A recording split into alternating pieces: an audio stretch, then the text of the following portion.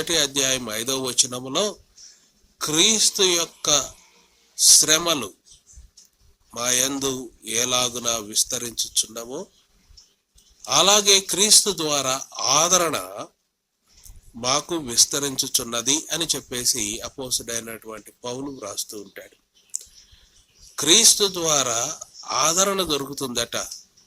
శ్రమల సమయంలో ప్రతి మనిషి కృంగిపోతాడు, వేదన పాలవుతాడు. ఈ శ్రమ నుండి ఎలా విడుదల పొందాలో తెలియక కొట్టుమిట్టాడుతూ ఉంటాడు. ఒక భరోసా, నేను చూసుకుంటానన్నటువంటి భరోసా,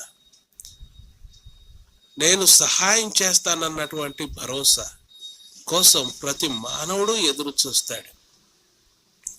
ప్రియమైన దేవుని బిడ్డలారా, అలాంటి ఒక ఆదరణ ప్రభు అయినటువంటి క్రీస్తు మనకు అనుగ్రహిస్తాడట.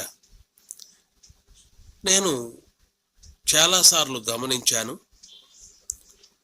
మనుష్యులు మాటిచ్చి తప్పుతారేమో కానీ దేవుడు మాటిచ్చి తప్పేవాడు కాదు. వాగ్దానము చేయువాడు నమ్మదగిన వాడు అని చెప్పేసి ప్రభువును గురించి మనం తెలుసుకుంటాం. కనుక మనకు వాగ్దానం ఇస్తున్నటువంటి దేవుడు నమ్మదగిన వాడు. ఆయన అంటున్నాడు, నేను మీకు ఆదరణ కలుగ చేస్తాను. మనుషుల దగ్గర నుండి అది దొరకదు, కానీ దేవుని యొద్ద నుండి అది మనకు అనుగ్రహించబడుతూ ఉంది. ఎందుకంటే పేతురు పత్రికలో ప్రభు అంటాడు, మీ గురించి నేను చింతించుచున్నాను గనక మీ చింత యావత్తు నా మీద వేయండి అని. ప్రభు మన గురించి చింతిస్తున్నాడట. మన గురించి ఆయన ఆలోచిస్తున్నారు. మన గురించి ఆయన పూటబడుతూ ఉన్నారు. మనకు ఏది మేలో ఆయనకి తెలుసు. ఏ మంచో, ఏది మనకు మేలు కలుగ చేస్తుందో దానిని మనకివ్వటానికి ఆయన ఇష్టపడుతూ ఉన్నాడు.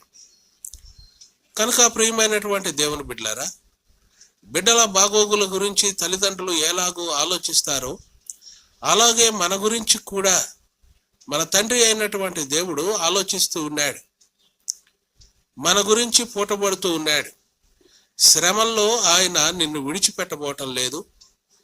ఆయన మనలను పట్టుకొని నడిపిస్తాడు. ఒక దినాన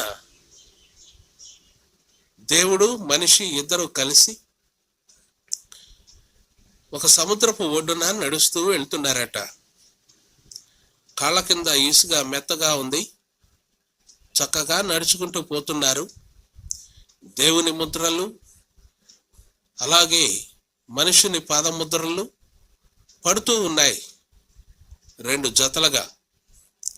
కొద్ది దూరం పోయిన తర్వాత రాళ్ళు, రప్పలు అలాగే ముళ్ళ తుప్పలు కలిగినటువంటి ప్రదేశం వచ్చిందట. ఆ ప్రదేశంలో కేవలము 2 జతల కాళ్లే పడ్డాయట. బరువుగాను పడ్డాయి ఆ గుర్తులు.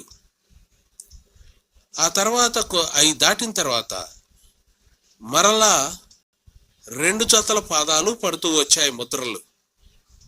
అప్పుడు మనుష్యుడు దేవునితో అన్నాడట, తండ్రి, మెత్తటి ఇసుకగా ఉన్నటువంటి నడిచే ప్రాంతం ఉన్నప్పుడేమో నువ్వు నా పక్కన నడిచావు. కఠినమైనటువంటి మార్గములో నుండి నేను వెళ్ళవలసినటువంటి సమయం వచ్చినప్పుడు నువ్వు నన్ను విడిచిపెట్టావు, నేను ఒక్కడే నడవలసి వచ్చింది అని చెప్పేసి అన్నాడట.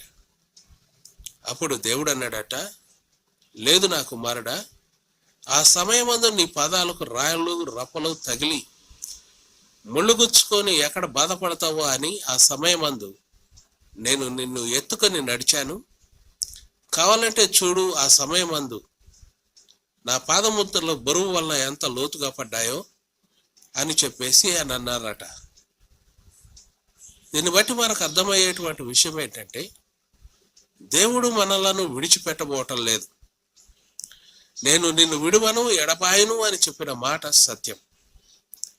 కనుక ప్రభు మన గురించి ఆలోచిస్తున్నారు, చింతిస్తున్నారు. కాబట్టి మన శ్రమలలో ఆయన మనలను విడిచిపెట్టబోవటం లేదు. యోర్దాను నదిలో ఇజ్రాయెల్ని విడిచిపెట్టలేదు, ఎర్ర సముద్రములో విడిచిపెట్టలేదు, అలాగే అగ్నిగుండములో షడ్రకు మేషక్ అబేద్నెగోలను విడిచిపెట్టలేదు. మనలను కూడా ఆయన శ్రమలలో విడిచిపెట్టేటువంటి దేవుడు కాడు.